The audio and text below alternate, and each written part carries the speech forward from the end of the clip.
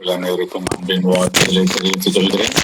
இந்த நாளில கூட என்னுடைய வார்த்தைக்குள்ளாக கடந்து செல்வதற்கு முன்பாக தலைகளை தாழ்த்தி ஜெபம் செய்வோம். எங்கள் அன்பின் பரம தகப்பனே, அப்ப இந்த அருமையான காலை வேலைக்காக நாங்கள் உமக்கு நன்றி செலுத்துகிறோம். எத்தனையோ பேருக்கு கிடைக்காத ஸ்லாக்கியத்தை கத்த நீர் எங்களுக்கு தந்திருக்கிறீர், உமக்கு நன்றி தகப்பனே. இந்த நாளில கூட தகப்பனே இப்படியாக ஒவ்வொரு நாளும் இந்த கூகுள் மீட்ல இணைந்து ஜெபிக்கிற அப்பா சோஸ்திரம் தகப்பனே, அப்பா சோஸ்திரம். ஒவ்வொரு பிள்ளைகளையும் நீர் கண்ணோக்கி பார்க்கிறீர், தேவைகளை அறிந்திருக்கிறீர், மனதின் விருப்பங்களை அப்பா சோஸ்திரம், இருதயத்தின் வாஞ்சைகளை தகப்பனே நீர் அறிந்திருக்கிறீர். அழைத்த தேவன் உண்மை உள்ளவர், நிச்சயமாகவே அப்பா சோஸ்திரம் ஒவ்வொருவருக்கும் ஏற்ற பலனை நீர் கொடுக்க போகிறீர். அதற்காக மக்கள் நன்றி தகப்பனே. சோஸ்திரம் சோஸ்திரம் இதை ஒழுங்கும் கிரமமாக செய்து வருகிறதான பாஸ்டருக்காக மனம் சாதையாக்காக நன்றி செலுத்துகிற அவருடைய ஊழியத்தை ஆசீர்வதிங்க, குடும்பத்தை பொறுப்படுத்திக் கொள்ளுங்க.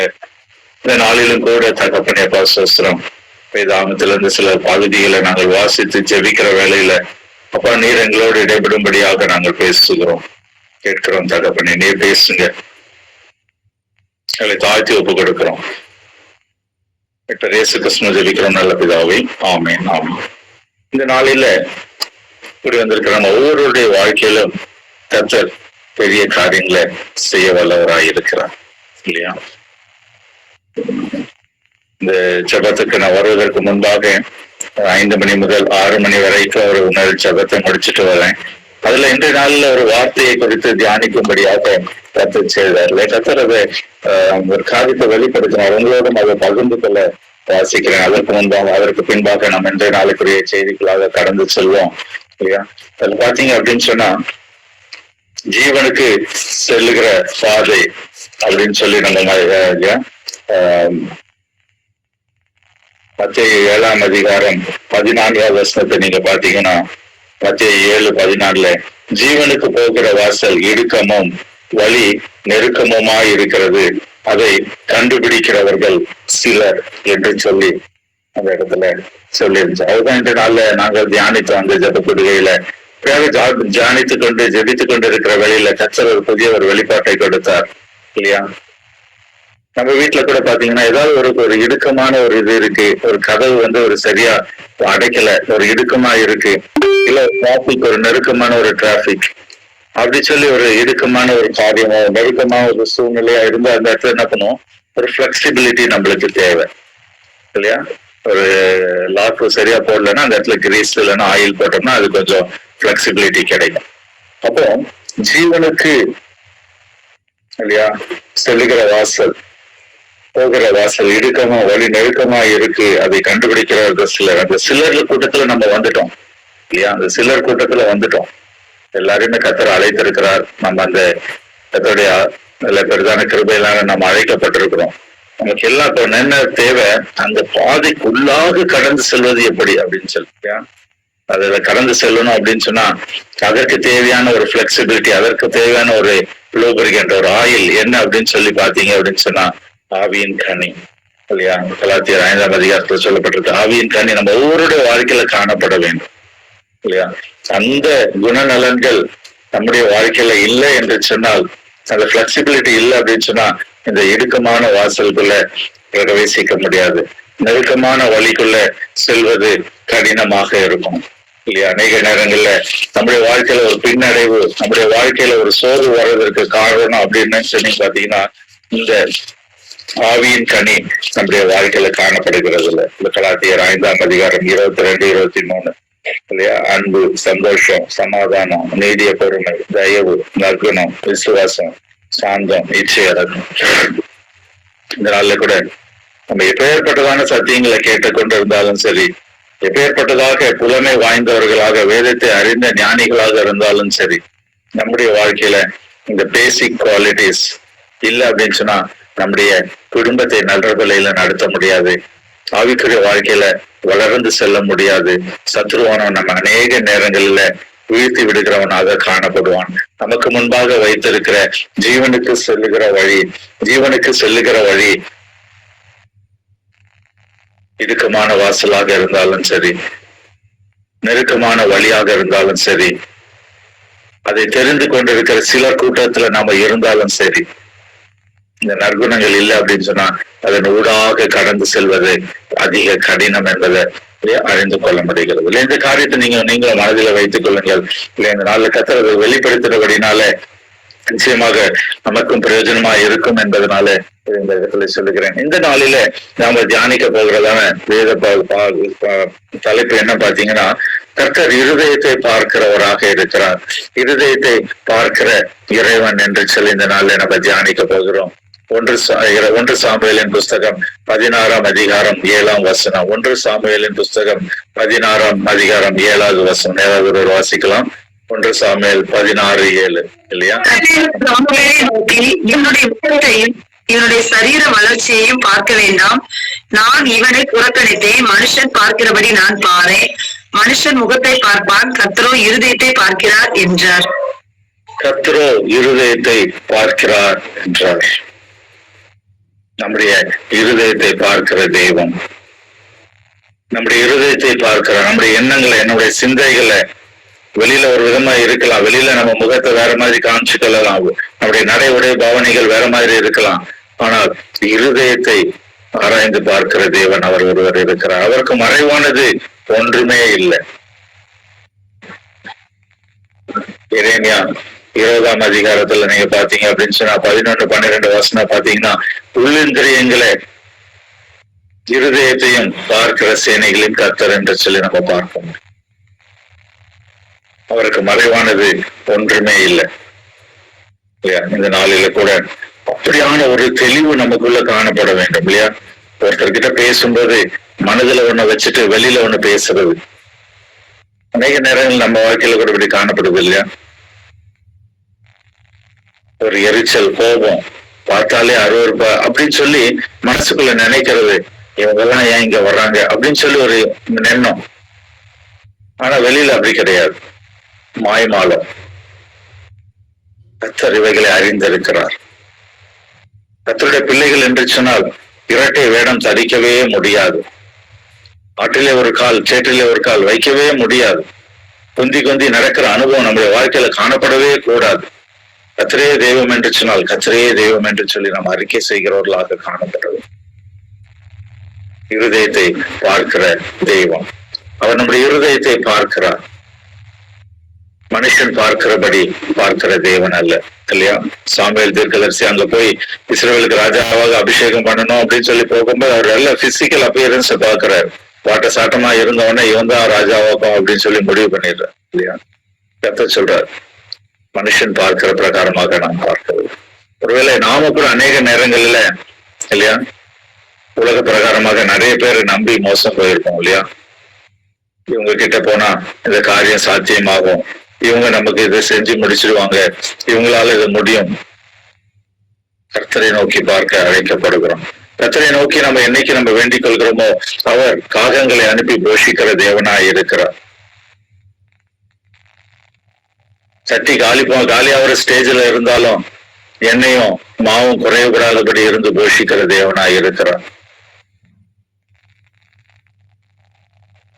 வரி கட்ட பணம் இல்லைனாலும் மீன் வாயிலிருந்து 2 பணத்தை எடுத்து வரி கட்டுறதுக்கு உதவி செய்கிற தேவனாய் இருக்கிறார்.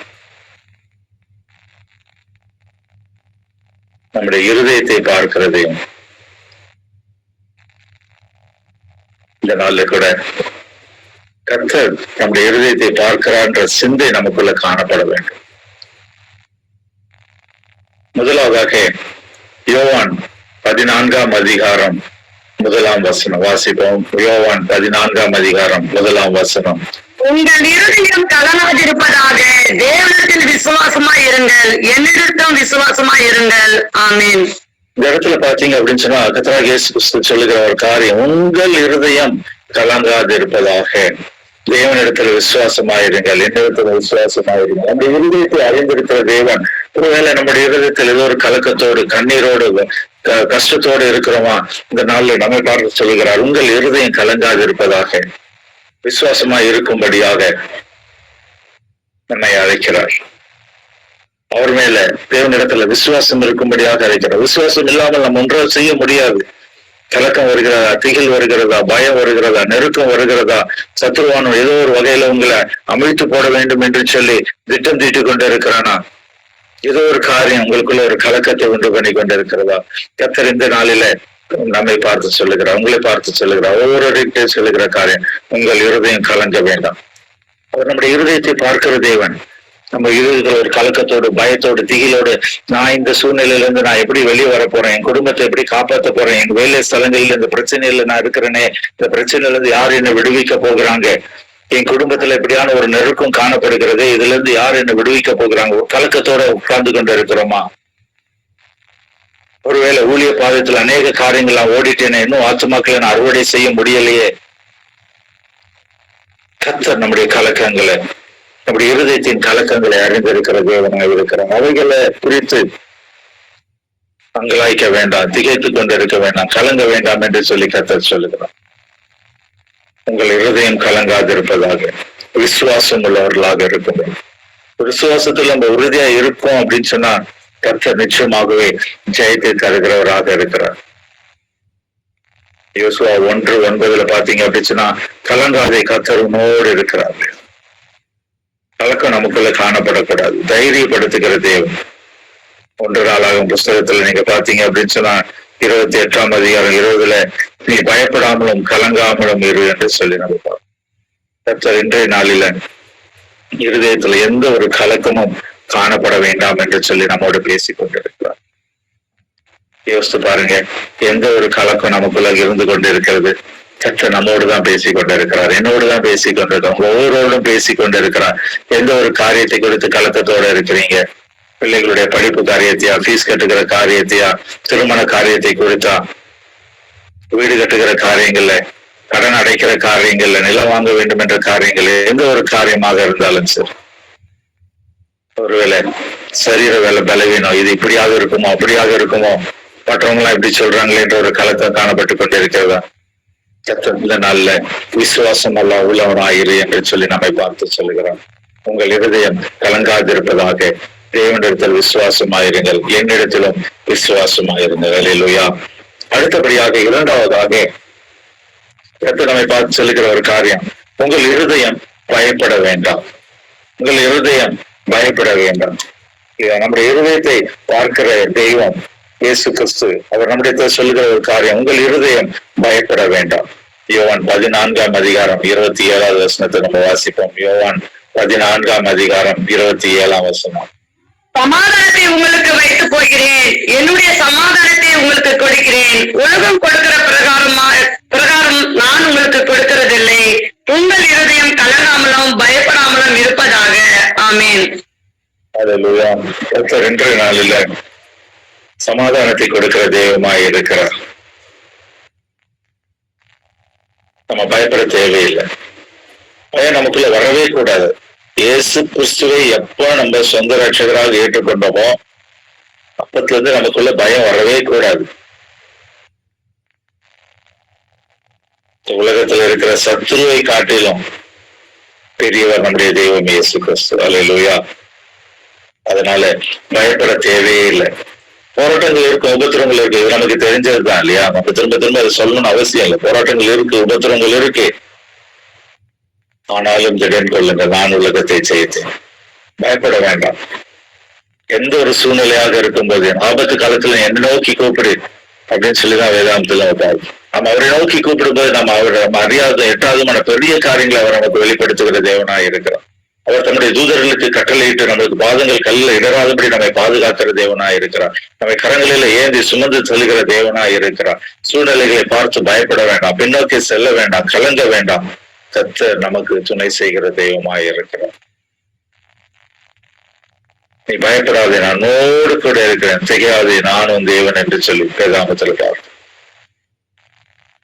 ஒவ்வொரு நாளும் பயப்படாதே பயப்படாதே என்று சொல்லி பேசுகிறது. வேதத்தை நம்ம வாசிக்கும் போதெல்லாம் அவர் நம்மோடு இருந்து உற்சாகப்படுத்துகிறார், திடப்படுத்துகிறார். சத்ரு வெட்கப்பட்டு போகும்படியாக, நாம் தலை நிமிர்ந்து வாழும்படியாக அவர் நம்மை உற்சாகப்படுத்துகிறார். பயப்படும் போது நமக்கு ஒரு ஆசீர்வாதம் உண்டு, நமக்கு ஒரு வெற்றி உண்டு, ஜெயம் உண்டு. வெளிப்படுத்தின விசேஷத்துல 2ஆம் அதிகாரம் 10ஆம் வசனத்தை வாசிப்போம். வெளிப்படுத்துதல் 2ஆம் அதிகாரம் 10ஆம் வசனம். நீ பயப்பட போகிற பாடுகளை குறித்து எவ்வளவும் பயப்படாதே. இதோ நீங்கள் சோதிக்கப்படும் பொருட்டாக பிசாசான் உங்களில் சிலரை காவலிலே போடுவான். 10 நாள் உபத்திரப்படுவீர்கள். ஆனாலும் நீ மரணப்படைந்தும் உண்மையாயிரு. அப்போது ஜீவ கிரீடத்தை உனக்கு தருவேன். ஆமீன்.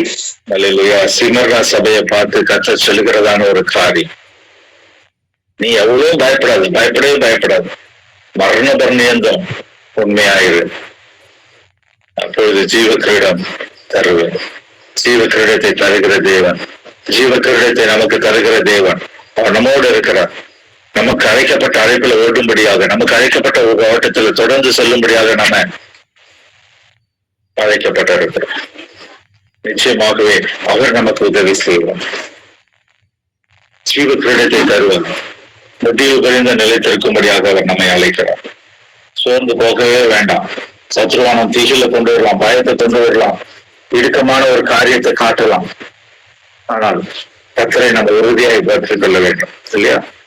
அவருக்கு மறைவானது ஒன்றுமில்லை இருந்தா நம்ம இந்த செய்தியின் தலைப்பு அதுதான். இருதயத்தை பார்க்கிற இறைவன் கர்த்தராகிய இயேசு கிறிஸ்து இருதயத்தை அவர் பார்க்கிறார்.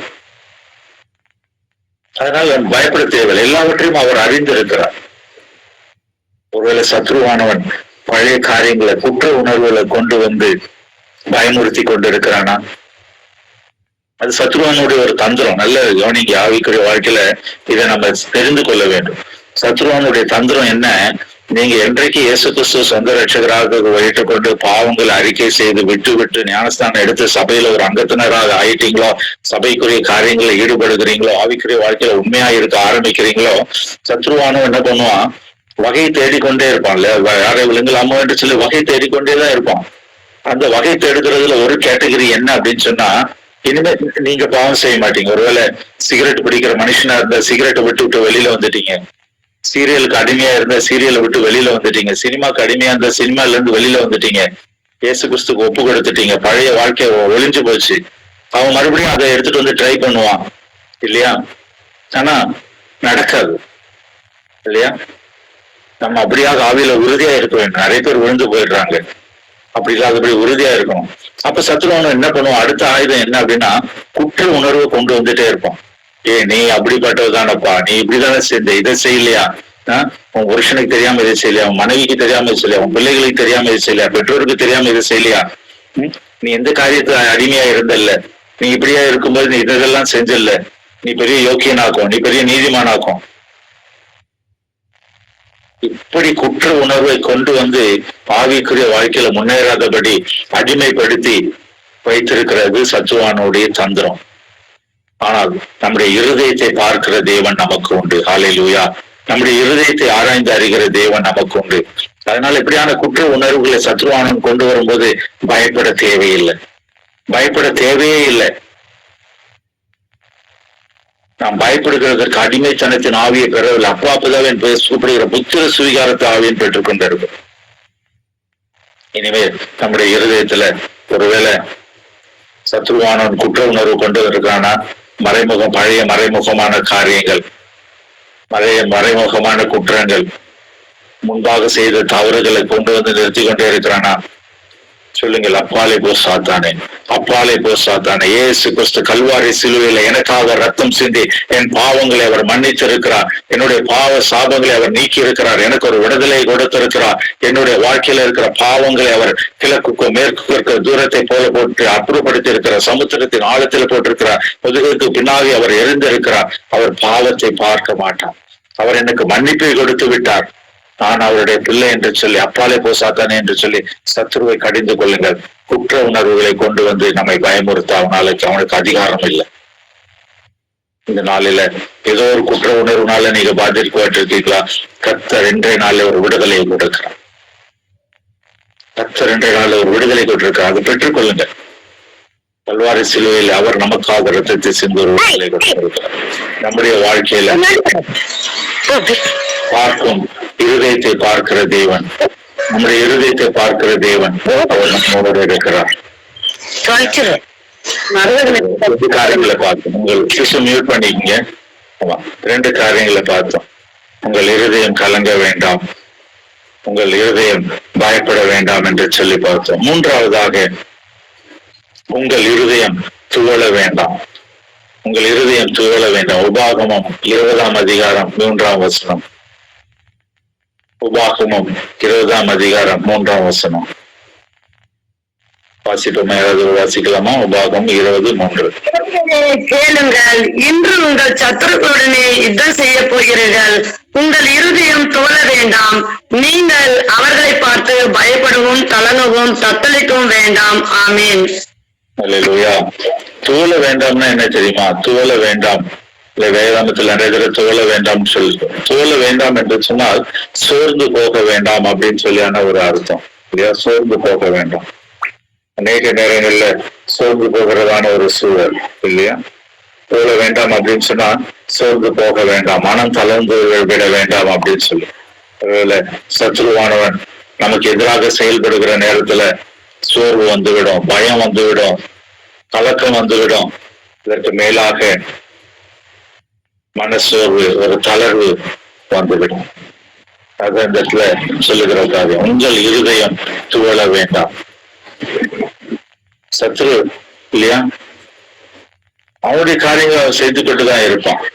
கர்த்தர் ஆனால் நிச்சயமாகவே உதவி செய்கிற தேவனாய் இருக்கிறார். உங்கள் இருதயம் துவள வேண்டாம், நீங்கள் அவர்களை பார்த்து பயப்படவும் கலங்கவும் தத்தளிக்கவும் வேண்டாம். கர்த்தர் உதவி செய்வார். நம்முடைய இருதயங்களை அவர் பார்த்து கொண்டு இருக்கிறார். நம்முடைய இருதயத்துல ஒரு மன சோர்வு வேண்டாம், கலக்கம் வேண்டாம், தளர்வு வேண்டாம். நமக்கு எதிராக இருக்கிற சத்ருவை நினைத்து, நமக்கு எதிராக இருக்கிற போராட்டங்களை நினைத்து, பிரச்சனைகளை நினைத்து ஒரு சோர்வு நமக்குள்ள காணப்பட வேண்டாம். நம்மளே இருக்கிற தெய்வம் சர்வ வல்ல தெய்வம். அவர் நமக்காக யுத்தம் செய்கிறவராக இருக்கிறார், நமக்காக வழக்காடுகிறவராக இருக்கிறார், நமக்காக நீதி செய்கிற தேவனா இருக்கிறார். அதனால சோர்ந்து போகாதீங்க. எந்த பிரச்சனையை நான் எப்படி மேற்கொள்ள போகிறேன், இந்த சூழ்நிலையை நான் எப்படி மேற்கொள்ள போகிறேன், இந்த இடத்துல நான் எப்படி வெற்றி பெற போகிறேன் என்று சொல்லி ஒரு கலக்கம் நமக்குள்ள வேண்டவே வேண்டாம். கர்த்தர் அப்படியாக இருக்க நம்மை அழைக்கல. சோர்வுக்குள்ளாக கடந்து செல்லும்படியாக, சோர்வுக்குள்ளாக இருக்கும்படியாக நம்மை அழைக்கல. வெற்றி சிறக்கும்படியாக, ஜெயம் பெற்றுக் கொள்ளும்படியாக கர்த்தர் நம்மை அழைக்கிறார். இந்த நாளில நம்முடைய இருதயம் துவள வேண்டாம் என்று சொல்லி கர்த்தர் நம்மோடு ஈடுபட்டுக் கொண்டிருக்கிறார். எரேமியா 51:46 அதே காரியத்தை நம்ம வாசிக்கணுமா? எரேமியா 51:46 உங்கள் இருதயம் துவள வேண்டாம், சோர்ந்து போக வேண்டாம். எரேமியா 51:46 உங்கள் இருதயம் துவளாமல் தேசத்தில் கேட்கப்படும் செய்தினாலே நீங்கள் பயப்படாமலும் இருங்கள். ஒரு வருஷத்திலே ஒரு செய்தி கேட்கப்பட்டு பின்பு மறு வருஷத்திலே வேறு செய்தி கேட்கப்படும். தேசத்திலே கொடுமை உண்டாகும், ஆளுகிறவன் மேல் ஆளுகிறவன் வருவான். ஆமேன். அநேக காரியங்களை குறித்து நம்ம கவலைப்பட்டு கொண்டு பயந்து கொண்டு நம்முடைய இருதயத்துல சோர்வு, அது அப்படி நடந்துச்சுன்னா என்ன பண்ண போறது, இது இப்படி ஆயிடுச்சுன்னா என்ன பண்றது? சத்துருவான இப்படியான சோர்வுகளை, மனசோர்வுகளை கொண்டு வந்து நம்மை முன்னேறி செல்ல விடாதபடி தடை செய்து கொண்டு இந்த நாளில கர்த்தர் இருதயத்தை பார்க்கிறார். நம்முடைய சோர்வுகளை அவர் அறிந்திருக்கிறார். ஆகையால நாம் கவலைப்பட வேண்டாம், கண்ணீர் விட வேண்டாம், முன்னேறி செல்லும்படியாக அவர் அழைக்கிறார்.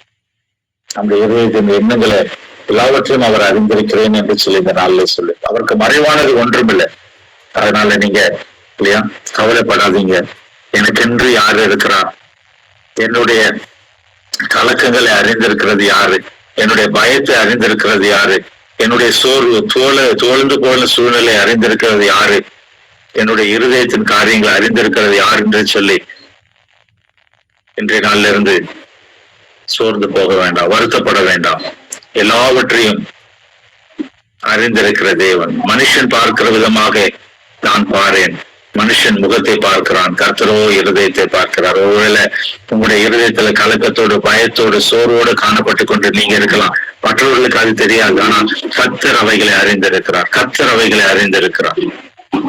இதனால ஒரு விடுதலை கொடுக்க அவர் வாஞ்சியா இருக்கிறார். நீங்க கர்த்தரை சார்ந்து இருக்கும் போது, கர்த்தரை உங்களுடைய துணையாக வைத்திருக்கும் போது, அவர் மேலே நம்பிக்கை வைத்திருக்கும் போது, நிச்சயமாகவே இருதயத்தை பார்க்கிற தேவன் மனுஷன் பார்க்கிற விதமாக பார்க்காத இருதயத்தை பார்க்கிற தேவன். எல்லா கலக்கத்தில இருந்தோம், பயத்துல இருந்தோம், சோர்வுல இருந்தோம், அவர் விடுதலை கொடுக்கிறார். நம்ம அந்த அப்படிப்பட்டதான ஒரு ஆசீர்வாதத்தை பெற்றுக்கொள்வோமா? நாம செடிட்டோம். எங்கள் அன்பின் பரம தகப்பனே, அப்பா, இந்த நாளில் நீர் எங்களோடு பேசியிருக்கிறீர். எங்களுடைய இருதயத்தை நீர் பார்க்கிறீர். மனுஷன் பார்க்கிற விதமாக பார்க்காதபடி தகப்பனே நீர், அப்பா, சோஸ்திரம் சோஸ்திரம் கர்த்தர், நீர் இருதயத்தை பார்க்கிறீர். அதற்காக எங்களுடைய உள்ளந்திரியங்களை அறிந்திருக்கிறீர். அதற்காக உமக்கு நன்றி செலுத்துகிறோம். தகப்பனே, நீர் எங்களோடு பேசியிருக்கிறீங்க. உங்கள் இருதயம் கலங்க வேண்டாம், உங்களுடைய இருதயம் பயப்பட வேண்டாம், உங்களுடைய இருதயம் தோழ வேண்டாம், சோர்ந்து போக வேண்டாம் என்று சொல்லியிருக்கீங்கப்பா. தகப்பனே, அப்ப அடியேன் நான், எனக்கு தெரியாது யார் கலக்கத்தோடு, யார் பயத்தோடு, யார் மனசோர்வோடு இந்த இடத்துல கூடி வந்திருக்கிறாங்க என்று சொல்லி நான் அறியேன். கர்த்தர் நீர் பேசி இருக்கிறீங்க, ஒவ்வொருவரோடும் பேசி இருக்கிறீங்கப்பா. நீர் ஒரு விடுதலை கொடுங்க, விடுதலை கொடுங்க தகப்பனே. இணைப்புல இருக்கிற தகப்பனே அப்பா, எல்லா குடும்பத்துக்கும் தகப்பனே நீர் ஒரு விடுதலை கொடுங்க. குமாரன் விடுதலை ஆக்கினால் மெய்யாகவே விடுதலை ஆவீர்கள் என்று சொல்லி இருக்கிற பிரகாரம் கர்த்தர் நீர் ஒரு விடுதலை கொடுத்து ஆசீர்வதிக்கும்படியாக நாங்கள் ஜெபிக்கிறோம். தொடர்ந்து உடைய கரம் கூட இருக்கட்டும்ப்பா. இந்த நாளுக்குரிய தேவைகளை சந்திங்க, போக்கையும் வரத்தையும் பாதுகாத்துக் கொள்ளுங்க. இந்த நாள்ல கையிட்டு செய்ய போகிற எல்லா வேலைகளிலும் தகப்பனே அப்பா சோஸ்திரம், உடைய கரம் கூட இருக்கட்டும், ஞானம் கூட இருக்கட்டும், வழிநடத்துதல் கூட இருக்கட்டும், தெளிவான சிந்தை அவர்களோடு இருந்து வழிநடத்தும்படியாக நாங்கள் ஜெபிக்கிறோம். தகப்பனே, இந்த நாள்ல சத்தியத்தை கேட்ட அவர்கள் தகப்பனே அப்பா சத்தியபரனாகிய இயேசு கிறிஸ்துவை உறுதியாய் பற்றி கொள்ள முன்னேறி செல்ல கிருபை செய்யுங்க. தகப்பனே அப்பா சோஸ்திரம் சோஸ்திரம் நன்றி செலுத்துகிறோம். எல்லா தடைகளையும் நீக்கப்படுங்க. குடும்பத்தில் இருக்கிற பிரச்சனைகள், போராட்டங்கள், பிள்ளைகளை குறித்தான காரியங்கள், தகப்பனே எதிர்காலத்தை குறித்தான காரியங்கள், தகப்பனே அப்பா ஊழியத்தின் குறித்தான காரியங்கள், வேலை ஸ்தலங்களில் காணப்படுகிறதான போராட்டங்கள், கர்த்தர் நீர் கூட இருந்து ஒரு உதவி செய்யும்படியாக தகப்பனே இருதயங்களை பார்க்கிற தேவன் ஒரு ஜெயத்தை கட்டளையிடும்படியாக நாங்கள் ஜெபிக்கிறோம். நீர் அப்படி செய்கிறபடினாலே உமக்கு நன்றி நன்றி நன்றி செலுத்து. கர்த்தர் துணை செய்யுங்க, கர்த்தர் துணை செய்யுங்க.